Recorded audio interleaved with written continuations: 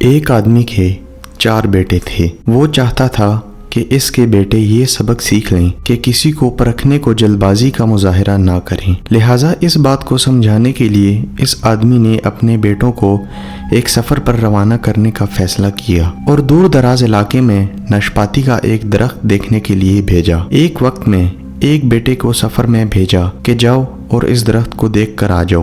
باری باری سب کا سفر شروع ہوا۔ پہلا بیٹا سردی کے موسم میں گیا، دوسرا بیٹا بہار میں، تیسرا گرمی کے موسم میں اور سب سے آخر والا چھوٹا بیٹا خزاں کے موسم میں گیا۔ جب سب بیٹے اپنا اپنا سفر ختم کر کے واپس لوٹ آئے تو اس آدمی نے اپنے 4 بیٹوں کو ایک ساتھ طلب کیا اور سب سے ان کے سفر کی الگ الگ تفصیل کے بارے میں پوچھا۔ پہلا بیٹا جو جاڑے کے موسم میں اس درخت کو دیکھنے گیا تھا، اس نے کہا، ابا جان، وہ درخت بہت بدصورت، جھکا ہوا اور ٹیڑھا سا تھا۔ دوسرے بیٹے نے کہا، اے والد محترم، وہ درخت تو ہرا بھرا تھا، ہرے بھرے پتوں سے بھرا ہوا تھا۔ تیسرے بیٹے نے ان دونوں بھائیوں سے اختلاف کیا کہ وہ درخت تو پھولوں سے بھرا ہوا تھا اور یہ کہ اس سے حسین منظر پہلے کبھی دیکھا ہی نہیں تھا۔ سب سے چھوٹے بیٹے نے اپنے سب بھائیوں سے اتفاق ظاہر کیا کہ وہ ناشپاتی کا درخت تو پھل سے لدا ہوا تھا اور ان پر پھل کے بوجھ کی وجہ سے وہ درخت زمین پر لگا ہوا تھا اور زندگی سے بھرپور نظر آ رہا تھا۔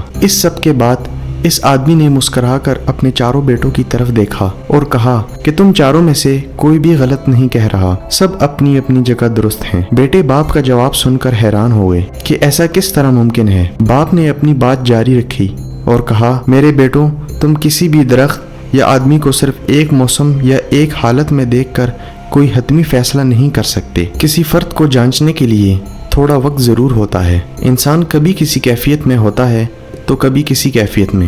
اگر درخت کو تم نے جاڑے کے موسم میں بے رونق دیکھا ہے تو اس کا مطلب کہ اس پر کبھی پھل نہیں آئے گا۔ اس طرح اگر کسی آدمی کو تم فقیری کی حالت میں دیکھ رہے ہو تو اس کا مطلب یہ نہیں کہ وہ آدمی برا ہی ہوگا۔ میرے بیٹوں، کبھی بھی جلد بازی میں کوئی فیصلہ نہ کرو۔ کسی کو اس وقت سمجھا یا پرکھا جا سکتا ہے جب یہ تمام موسم اس کے اوپر گزر جائیں۔